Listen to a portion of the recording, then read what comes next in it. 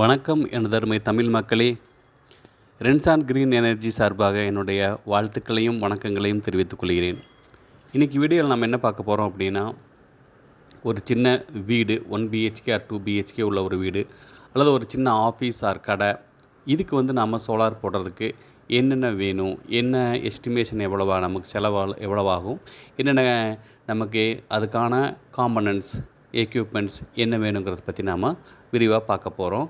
Okay, skip பண்ணாமல் தொடர்ந்து நீங்கள் பாருங்கள். இப்போ இதில் பார்த்தோம்னா ஃபஸ்ட் நம்ம ஒரு 2 BHK வீட்டை எக்ஸாம்பிளுக்கு எடுத்துக்க போகிறோம். அந்த 2 BHK அப்படின்னா ஒரு 2 பெட்ரூம், ஒரு ஹாலு, கிச்சன், டாய்லெட் இதெல்லாம் இருக்கிறது. ஸோ அதில் நாம் என்னெல்லாம் லோடு கனெக்ட் பண்ணிக்கிறோம் நீங்கள் நாம் பார்க்குறோம். ஸோ அதில் ஹாலில் பார்த்தோம்னா ஒரு டியூப் லைட் இருக்குது, ஒரு லேம்ப் இருக்குது, ஒரு ஃபேன் இருக்குது, ஒரு டிவி இருக்குது. பெட்ரூம் 1 பார்த்திங்கன்னா ஒரு டியூபு, ஒரு லேம்ப்பு, ஒரு ஃபேன். அதே மாதிரி பெட்ரூம் 2லேயும் பார்த்திங்கன்னா ஒரு டியூப் லைட், ஒரு லேம்ப், ஒரு ஃபேன். கிச்சன்லேயும் பார்த்திங்கன்னா ஒரு டியூப், ஒரு லேம்ப், ஒரு ஃபேன் ப்ளஸ் மிக்ஸி ஒன்று இருக்குது, எக்ஸாஸ்ட் ஃபேன் ஒன்று இருக்குது.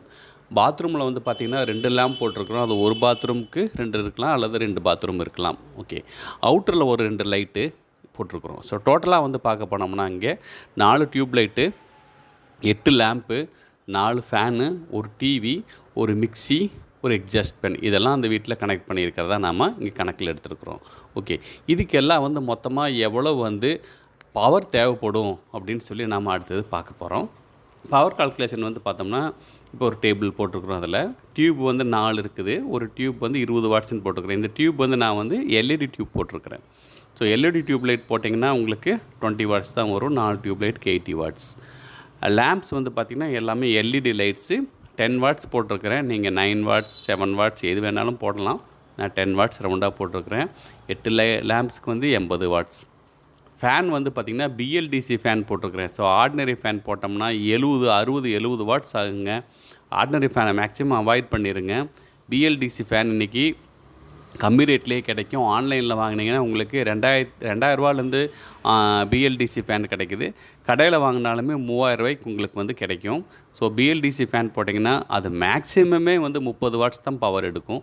ஸோ அதுலேயுமே நீங்கள் ஸ்பீட் கம்மியாக வச்சிங்கன்னா ரொம்ப கம்மியாக தான் பவர், 25 வாட்ஸ் 20 வாட்ஸ் அவ்வளோதான் பவர் எடுக்கும். ஸோ அதனால் 4 பிஎல்டிசி ஃபேனுக்கு 120 வாட்ஸ் போட்டிருக்கிறேன். டிவி 80 வாட்ஸ் போட்டிருக்கிறேன். டிவி 80 வாட்ஸ் எடுக்குமானா TV plus set top box இதெல்லாம் சேர்த்தனோம்னா மேக்ஸிமம் 80 வாட்ஸ் வரும். இல்லை அதுக்குள்ளே கம்மியாக தான் வருங்க. அதை விட கம்மியாக தான் வரும். மிக்ஸி ஆர் கிரைண்டர் அதுக்கு பார்த்திங்கன்னா 500 வாட்ஸ் போட்டிருக்கிறேன் நான். மிக்ஸி 500 வாட்ஸ் எடுக்கும். கிரைண்டர் அவ்வளோ எடுக்குமானா எடுக்காது, அது கம்மியாக தான் எடுக்கும். பட் நம்ம 500 போட்டுடலாம். எக்ஸாஸ்ட் ஃபேன் 20 வாட்ஸ் அவ்வளோதான் எடுக்குங்க. சம்ப் மோட்டர் ஒன்று போட்டிருக்கிறேன். சம்ப் மோட்டர்னால் என்னென்னா, கீழே தொட்டியிலேருந்து மேலே இருக்கிற ஓவர் ஹெட் டேங்க் தண்ணி ஏற்றுறதுக்கு நமக்கு ஒரு மோட்டர் தேவைப்படும். நிறைய எல்லா வீடுகள்லையும் இருக்கும். ஸோ சம்ப் மோட்டர் ஒரு 500 வாட்ஸ் போட்டிருக்குறேங்க. மொத்தமாக எல்லாத்தையும் சேர்த்தனோம்னா டோட்டல் பவர் 1380 வாட்ஸ் அந்த வீட்டில் கனெக்ட் பண்ணிக்கிறதா நாம் ஒரு கால்குலேஷன் போடுறோம்.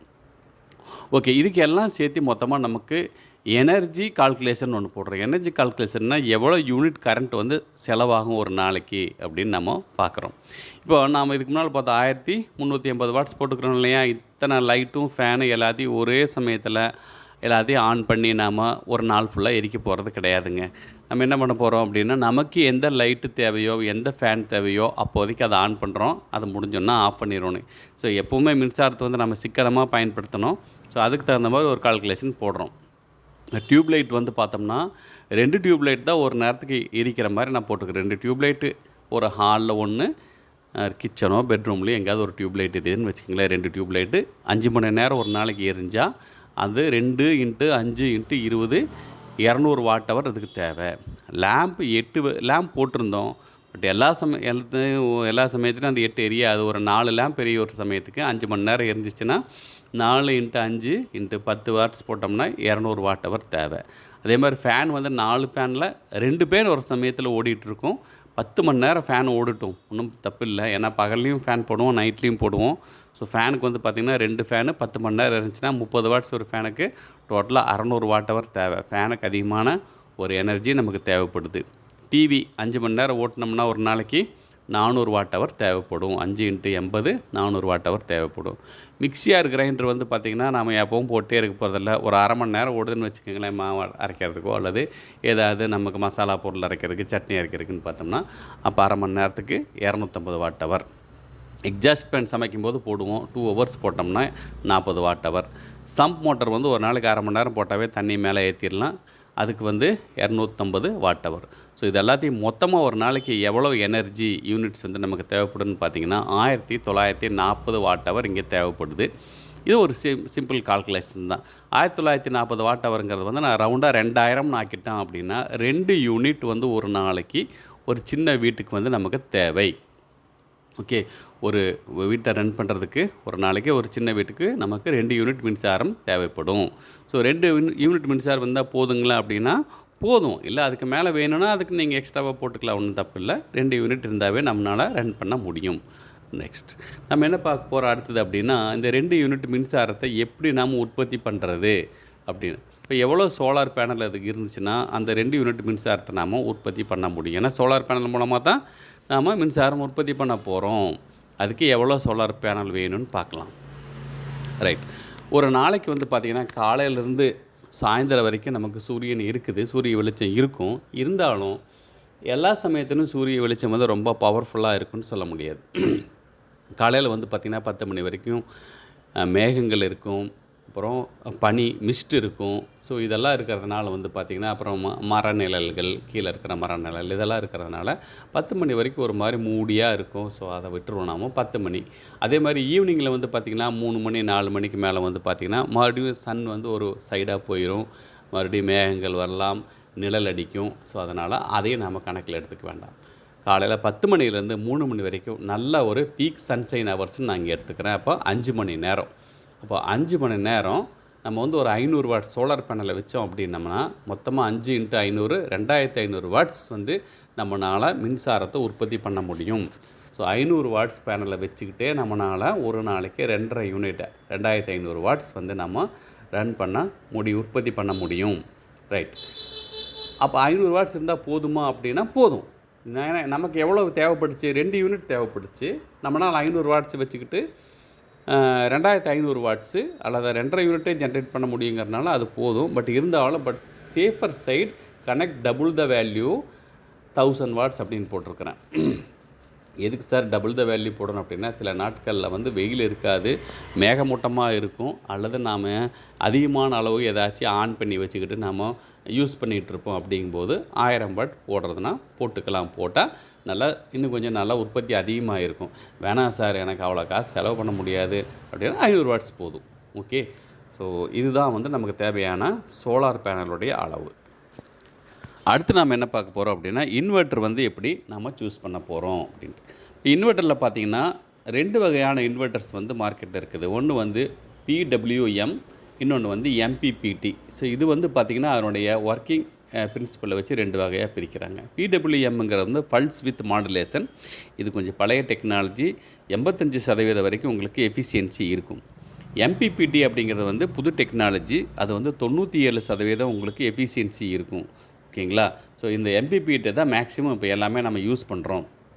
ரைட், அதுக்கப்புறம் வந்து எவ்வளோ சார் இந்த இன்வெர்ட்டரோட கெப்பாசிட்டி இருக்கணும் அப்படின்னு பார்த்தோம்னா, நீங்கள் உங்கள் வீட்டில் இருக்கிற மொத்த லோடு 1380 வாட்ஸ் உள்ள லோடு கனெக்ட் பண்ணி இருக்கிற லைட்டு, பல்பு, ஃபேனுன்ட்டு எல்லாத்தையும் மொத்தமாக ஆன் பண்ணிங்கன்னா உங்களுக்கு இன்வெர்ட்டர் கெப்பாசிட்டி வந்து பார்த்திங்கன்னா 1 கிலோவாட் பத்தாது, 1 kVA பத்தாது, 2 kVA இன்வெர்ட்டர் தேவைப்படும். ஆனால் 2 பேட்டரி அது கனெக்ட் பண்ண வேண்டியதாக இருக்கும்.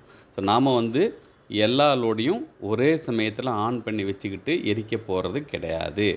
நமக்கு எது தேவையோ அதை மட்டும்தான் நாம் ஆன் பண்ணுறோன்னு சொல்லியிருக்கிறோம். அதனால் வந்து பார்த்தோம்னா நாம் வந்து ஒரு நாளைக்கு ஒரு சமயத்துக்கு ஒரு 4-5 பல்பு, 2 ஃபேனு, ஒரு டிவி ஓடுது அப்படிங்கிற மாதிரி இருந்துச்சு அப்படின்னா நமக்கு 1 kVA இன்வெர்ட்டரே போதும். அதுக்கு ஒரு பேட்டரி கனெக்ட் பண்ணால் போதுங்க. ஸோ ஒன்று ஆன் பண்ணும்போது இன்னொன்று வந்து நம்ம ஆஃப் பண்ணிடணும். அப்படி யூஸ் பண்ணோம் அப்படின்னா நமக்கு 1 kVA இன்வெர்ட்டர் போதும். 1 kVA இன்வெர்ட்டரில் வந்து மேக்ஸிமம் 700 வாட்ஸ் வரைக்கும் நம்ம கனெக்ட் பண்ண முடியும். ஸோ அதனால் சமாளிக்கலாம், 1 kVA இன்வெர்ட்டர் போட்டு சமாளிக்க முடியும். இதில் வந்து எது நல்ல இன்வெர்ட்டர் பார்த்தோமா அப்படின்னா, பல்ஸ் வித் மாடுலேஷன் இன்வெர்ட்டர் வந்து முதலே சொன்னால் 85% தான் எஃபிஷியன்சி இருக்கும் அப்படின்னு சொன்னோம். பட் அது வந்து விலை கம்மியாக கிடைக்கும். அது ஒரு அட்வான்டேஜ். ஆனால் அதில் வந்து பார்த்திங்கன்னா நீங்கள் பேனல் கெப்பாசிட்டி வந்து கம்மி. இந்த சோலார் பேனல் வந்து பார்த்திங்கன்னா maximum 500 to 600 watts solar panel தான் கனெக்ட் பண்ண முடியும்.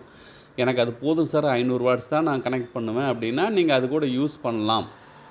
ஆனால் இன்னொன்று வந்து பார்த்திங்கன்னா அதில் low DC input voltage capacity போட்டு, அதாவது அதனுடைய 12 வோல்ட் சோலார் பேனல்ஸ் மட்டும்தான் அதில் கனெக்ட் பண்ண முடியும். அதனால் இந்த 12 வோல்ட் சோலார் பேனலோடைய ரேட் வந்து கொஞ்சம் அதிகமாக இருக்கிறதுனால அது ஒரு டிஸ்அட்வான்டேஜ் நமக்கு. இன்னொன்று நெக்ஸ்ட் டைப் பார்த்தோம்னா எம்பிபிடி இன்வெர்ட்ரு. அது எஃபிஷியன்சி, நல்ல எஃபிஷியன்சி கொடுக்கக்கூடியது 97% போட்டிருக்கிறோம். கொஞ்சம் விலை ஜாஸ்தியாக இருக்கும். ஆனால் அதில் வந்து சோலார் பேனல் 1 kVAக்கு 1000 வாட்ஸ் நீங்கள் கனெக்ட் பண்ணலாம். 2 kVA போட்டோம்னா 1800 வாட்ஸ் வரைக்கும் நீங்கள் கனெக்ட் பண்ணலாம். 3 kVA இன்வெர்ட்டர் யூஸ் பண்ணுறீங்கன்னா நீங்கள் வந்து 2500 வாட்ஸ் வரைக்கும் நீங்கள் சோலார் பேனல் யூஸ் பண்ண முடியும். ஸோ அதனால் எம்பிபிடி இன்வெர்ட்டர் வந்து நல்ல ஒரு அட்வான்டேஜான ஒன்று. ரெண்டாவது அதில் வந்து ஹையர் டிசி இன்புட் வோல்டேஜ் அப்படின்னா என்னென்னா அதனுடைய டிசி பேனல்லேருந்து வர டிசி வோல்டேஜ் வந்து அதிகமான ஒரு அளவுள்ள டிசி வோல்டேஜை கனெக்ட் பண்ண முடியும். அதாவது என்னென்னா 24 வோல்ட் பேனல்ஸ்னு சொல்லுவாங்க. அந்த 24 வோல்ட் உள்ள பேனலை வந்து எம்பிபிடியில் கனெக்ட் பண்ண முடியும். பல்ஸ் வித் மாடுலேஷனில் வந்து 12 வோல்ட் பேனல் தான் கனெக்ட் பண்ண முடியும். 24 வோல்ட் பேனலில் என்ன அட்வான்டேஜ்னால் பவர் ரேட்டிங் ஜாஸ்தி, விலையும் வந்து கம்மியாக இருக்கும். ஓகேங்களா?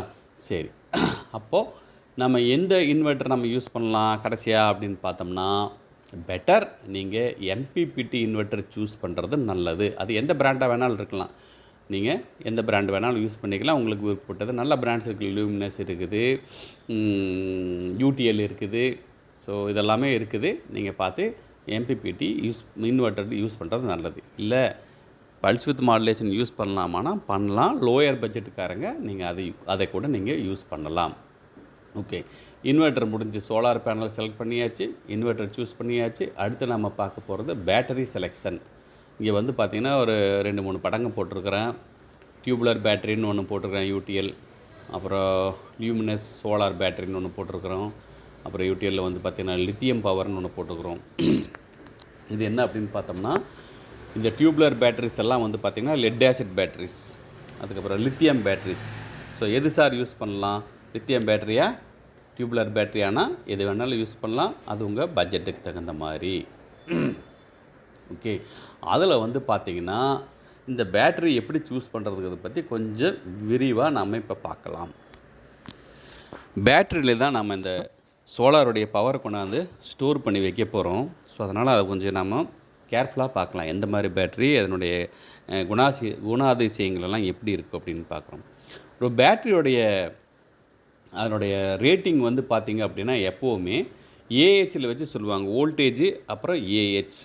வோல்டேஜ் அப்படின்னா அது எந்த வோல்டேஜ் வந்து அதில் ஒர்க் ஆகும் அப்படின்ட்டு. அப்புறம் ஏஹெச்ங்கிறது வந்து ஆம்பியர் அவர். இது என்ன மீனிங் அதுக்கு அப்படின்னு பார்த்தோம்னா, ஃபார் எக்ஸாம்பிள் இப்போ வந்து ஒரு 12 வோல்ட் பேட்டரி 100 ஆம்பியர் அவர் பேட்டரின்னு பார்த்தோம்னா அதனுடைய மீனிங் என்ன அப்படின்னா இட் கேன் ஸ்டோர் 12 × 100 = 1200 வாட்ஸ். அதாவது வோல்டேஜ் இன்ட்டு கரண்ட்டு, இது ரெண்டையும் பெருக்கணும்னா நமக்கு கிடைக்கிறது பவர்.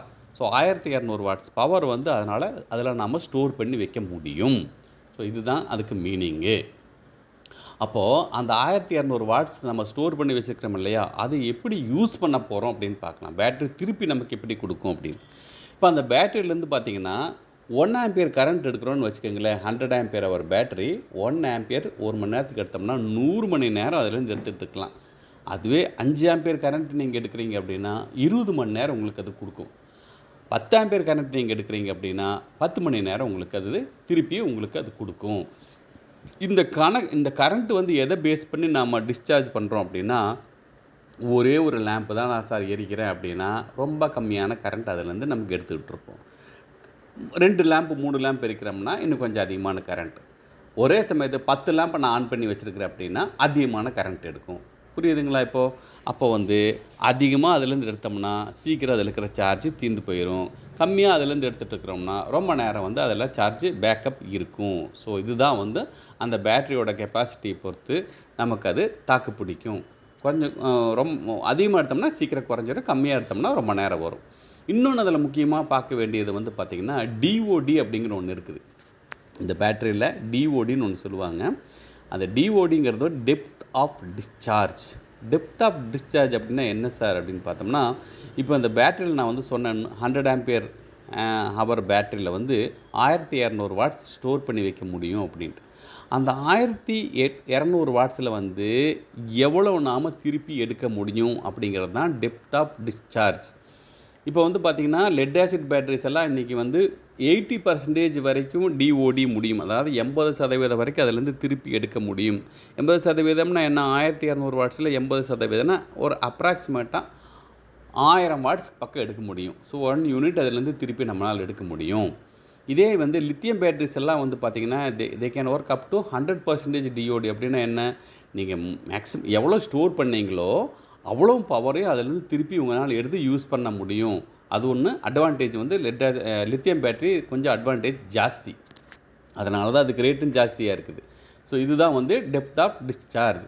சரி, இந்த டெப்த் ஆஃப் டிஓடி வந்து ஏன் ரொம்ப முக்கியம் அப்படின்னு பார்த்தோம்னா, இந்த லைஃப் சைக்கிளையும் வந்து அந்த டிஓடி வந்து டிசைட் பண்ணுது. இப்போ வந்து பார்த்திங்கன்னா லெட் ஆசிட் பேட்டரிஸ் எல்லாம் வந்து பார்த்திங்கன்னா 50% டிஓடி, அதாவது பாதி தான் அதில் நாம் 2 யூனிட் அதில் ஸ்டோர் பண்ணுறோம், 1 யூனிட் தான் நம்ம பேக்கப்லேருந்து எடுக்கிறோம். அப்படின்னா அது வந்து பார்த்திங்கன்னா 1800 தடவை லைஃப் சைக்கிளுங்கிறது வந்து 1800 தடவை அதை சார்ஜ் பண்ண முடியும், டிஸ்சார்ஜ் பண்ண முடியும். 1800 தடவை வந்து அந்த அதனுடைய சைக்கிள் லைஃப் சைக்கிள் இருக்குது அப்படின்னு சொல்கிறாங்க. அப்படின்னா என்ன, ஒரு 5 இயர்ஸ் மேலே அது ஒர்க் பண்ணும். அதே வந்து பார்த்திங்கன்னா லித்தியம் பேட்டரிஸ் வந்து பார்த்திங்கன்னா இந்த 50% ஒர்க் பண்ணிங்கன்னா 3000 சைக்கிள்ஸ் அப்படின்னா நியர்லி 10 இயர்ஸ் வந்து உங்களுக்கு ஒர்க் ஆகும். புரியுதுங்களா? இப்போ 100% நான் யூஸ் பண்ணிகிட்ருக்கிறேன் அப்படின்னு பார்த்தோம்னா இந்த லைஃப் வந்து கொஞ்சம் கம்மியாகும். சைக்கிள் வந்து நம்பர் ஆஃப் சைக்கிள்ஸ் வந்து கம்மியாகும். நீங்கள் வந்து அதனால தான் வந்து நம்ம கொஞ்சம் கெப்பாசிட்டி அதிகமாக வச்சுக்கிட்டு கம்மியாக அதிலேருந்து எடுத்துட்டோம்னா அந்த லைஃப் வந்து ரொம்ப நல்லா இருக்கும். ரொம்ப வருஷங்கள் வந்து நமக்கு அந்த பேட்டரி யூஸ் ஆகும். ஸோ இதுதான் வந்து டெப்த் ஆஃப் டிஸ்சார்ஜ் டிஓவுடைய இம்பார்ட்டண்ட்.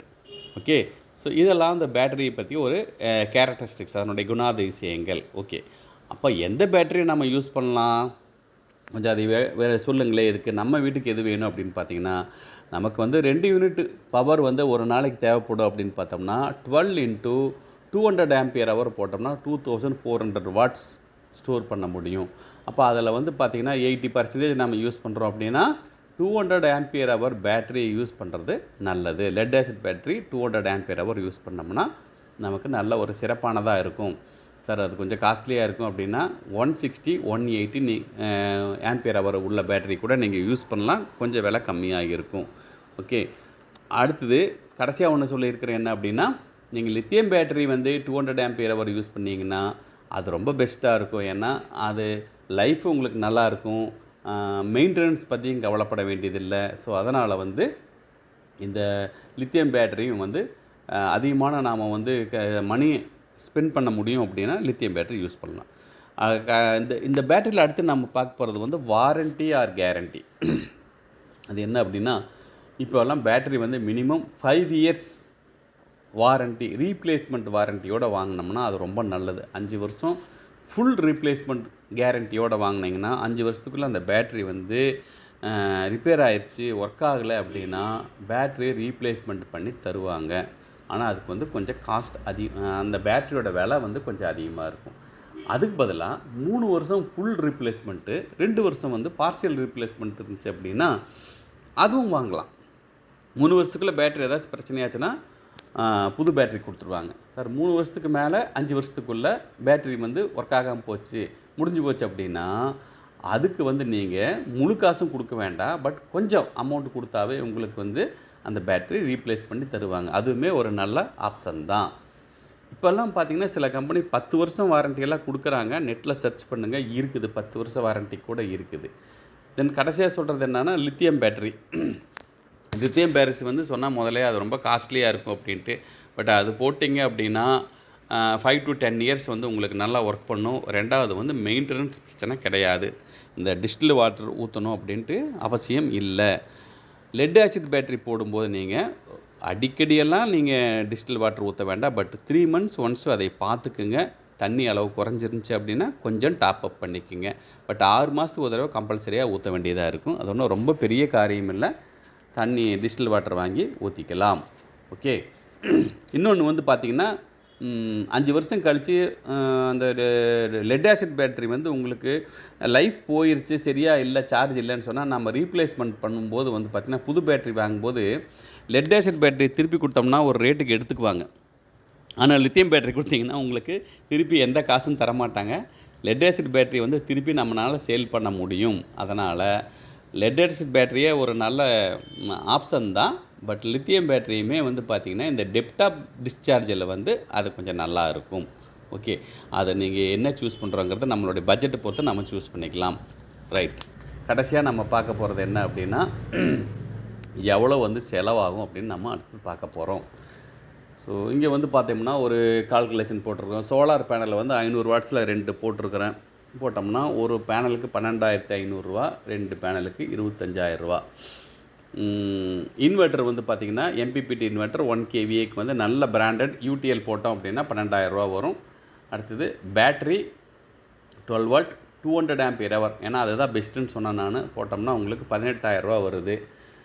ஏன்னா பேட்ரி ஏன் அவ்வளோ ரேட் வருது அப்படின்னா பேட்டரிக்கு GST 28%, 28% வர்றதுனால GST ஜாஸ்திங்கிறதுனால அந்த ரேட்டு வரும்.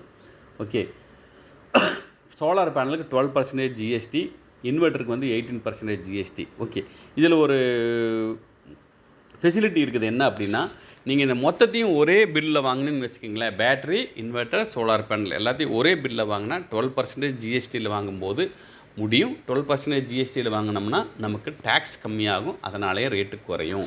ஸோ அதனால் ஒரே பேக்கேஜாக வாங்கிடுங்க, தனித்தனியாக பிரித்து வாங்காதீங்க. ரைட். இன்னும் கடைசியில் வந்து என்ன போட்டுக்கிற கேபிள், டிபி, ஃப்ரேம், அப்புறம் எர்த்திங்கு, ஒயரிங்கு, இதெல்லாம் போட்டோம்னா நம்ம அந்த இடத்துக்கு தகுந்த மாதிரி அது மாறும். அது ஒரு 15,000 போட்டுருக்குறேன் மேக்ஸிமம். அவ்வளோ வருமானம் சில இடத்துல வரும், சில இடத்துல அதை விட கம்மியாக கூட ஆகலாம். அதெல்லாம் வந்து ஒரு வேரியபிள் சார்ஜஸ் எங்கே ஃபிக்ஸ் பண்ண போகிறோம் அப்படிங்கிறத பொறுத்து. ஸோ இதெல்லாம் பார்த்தோம்னா மேக்ஸிமம் நமக்கு 70,000 வருது. 2 பேனல் போட்டு நல்ல பேட்டரி போட்டு நல்ல இன்வெர்ட்டர் போட்டு ரொம்ப பக்காவாக பண்ணுறோம் எல்லாம் அப்படின்னா மேக்ஸிமம் 70,000 ஆகும். சார் இவ்வளோ காசு ஆகுமா, கொஞ்சம் கம்மியாக செலவாக பண்ண முடியாதா அப்படின்னா பண்ண முடியும்.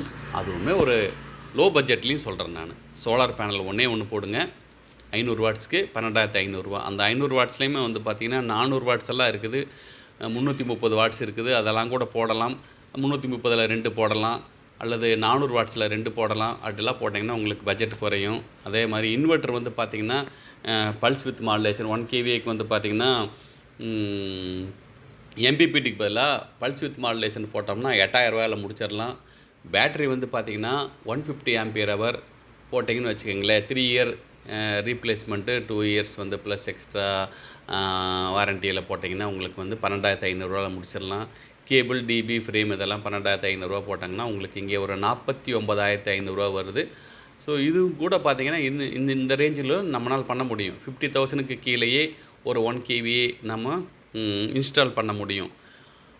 நமக்கு எவ்வளோ பட்ஜெட்டில் வேணாலும் பண்ண முடியும். என்னென்னா நாம் தான் அதை டிஸ்ட்ரிபியூட் பண்ணணும். எனக்கு எவ்வளோ பேனல் வேணும், எனக்கு எந்த பேட்ரி வேணும், எனக்கு எந்த இன்வெர்ட்டர் வேணும், இதை பொறுத்து தான் ரேட்டெல்லாம் அமையும். ஸோ யாராச்சும் சொல்லுவாங்க வந்து நான் வந்து 50,000 40,000 வந்து 1 kVA போட்டுத்தரேன் அப்படின்னா அவங்க 1 kVAயில் என்ன 1 kVAக்கு என்ன வச்சுருப்பாங்க, ஒரு இன்வெர்ட்டர் மட்டும் 1 kVAக்கு இருக்கும், பேட்டரி ரொம்ப கம்மியாக இருக்கும், வாரண்ட்டி ரொம்ப கம்மியாக இருக்கும், பேனல்ஸ் ரொம்ப கம்மியாக ஒரு 200 வாட்ஸுக்கோ 300 வாட்ஸுக்கோ ஒரு பேனல் போட்டிருப்பாங்க. அதெல்லாம் போட்டோம்னா பார்த்திங்கன்னா உங்களுக்கு 40,000க்கே வந்து வரும். அதில் என்ன சேர்த்திருக்க மாட்டாங்க அவங்கன்னா இன்ஸ்டலேஷனு, கேபிளு, இது எல்லாமே போட்டிருக்க மாட்டாங்க. ஆன்லைனில் நிறைய பார்த்திங்கன்னா அந்த மாதிரி இருக்கும். பேட்டரியும் ஒரு சோலார் பேனல் சின்னதாக, ஒரு பேட்டரி, ஒரு இன்வெர்ட்டர், இதெல்லாம் போட்டு 45,000 போட்டிருப்பாங்க. பட் நீங்கள் அதெல்லாம் வாங்கி உங்களுக்கு எக்ஸ்ட்ராவாக செலவு பண்ண வேண்டியது இருக்கும். ஸோ இங்கே நான் சொல்கிறது எல்லாமே சேர்த்தியே 50,000க்கு பண்ண முடியும். ஸோ இது வந்து 70,000க்கும் பண்ணலாம், 50,000க்கும் போடலாம். உங்களுக்கு என்ன ரிக்குவயர்மெண்ட்டோ அதை பொறுத்து தான் இங்கே சொல்ல முடியும். ஸோ இதில் வந்து பார்த்திங்கன்னா வீட்டுக்கும் போடலாம், அல்லது ஷாப்பு, ஆஃபீஸு, எதுக்கு வேணாலும் நீங்கள் போட்டுக்கலாம். வீட்டுக்கு போடுறதுன்னு அட்வான்டேஜ் தான். பட் அதை விட பெஸ்ட்டு என்னென்னு பார்த்தீங்கன்னா ஒரு சின்ன ஆஃபீஸு அல்லது ஒரு கடை, அதுக்கு போட்டோம்னா கமர்ஷியலுக்கு வந்து ஒரு யூனிட் வந்து கமர்ஷியல் ஒரு யூனிட் கிட்டத்தட்ட ஒரு யூனிட்டுக்கு 15 ரூபா வந்து நம்ம கரண்ட் பில் கட்டுறோம். ஆனால் அதே வந்து நீங்கள் சோலார் போட்டிங்கன்னு வச்சுக்கிங்களேன், ஒரு 60,000 செலவு பண்ணி சோலார் போட்டிங்க அப்படின்னா 2லேருந்து 3 வருஷத்துக்குள்ளே நீங்கள் போட்ட காசு உங்கள் கைக்கு வந்துடும். அதுக்கப்புறம் உங்களுக்கு அது ஃப்ரீ தான். ஸோ அதனால் வந்து பார்த்திங்கன்னா வீட்டுக்கு போனாலும் போடலாம், கடைக்கு வேணாலும் போடலாம். எதுக்கு போட்டாலுமே நீங்கள் வந்து பவர் கட்டும் இருக்காது. 24 ஹவர்ஸ் உங்களுக்கு வந்து கண்டினியூஸாக கரண்ட் வந்துக்கிட்டே இருக்கும். 2வது க்ரீன் எனர்ஜி. இது வந்து உங்களுக்கு வந்து எந்த விதமான பொல்யூஷன் இல்லாமல் நம்ம மின்சாரத்தை உற்பத்தி பண்ணி நாமே மின்சாரத்தை உற்பத்தி பண்ணி நாமளே வந்து உபயோகப்படுத்திக்கிறோம். எங்கள் ஆஃபீஸுக்கு வந்து பார்த்திங்கன்னா ஃபுல் அண்ட் ஃபுல் இபி எடுக்காமல் நாங்கள் சோலாரில் தான் ரன் பண்ணிகிட்ருக்குறோம். ஸோ நீங்களும் வந்து இந்த சோலார் எனர்ஜி மூலமாக உங்கள் வீட்டில் இருக்கிற எல்லா எக்யூப்மெண்ட்ஸையும் யூஸ் பண்ணிக்கணுங்கிறத நாங்கள் விருப்பப்படுறோம். ஸோ எல்லா டீட்டெயிலும் இதில் சொல்லிட்டோம். இதுக்கு மேலே ஏதாச்சும் உங்களுக்கு டீட்டெயில்ஸ் வேணும் அப்படின்னா கமெண்ட் பண்ணுங்கள். நன்றி. இது வரைக்கும் நீங்கள் பொறுமையாக இந்த வீடியோவை பார்த்ததுக்கு தேங்க்யூ. மற்றவங்களுக்கும் ஷேர் பண்ணுங்கள். நன்றி.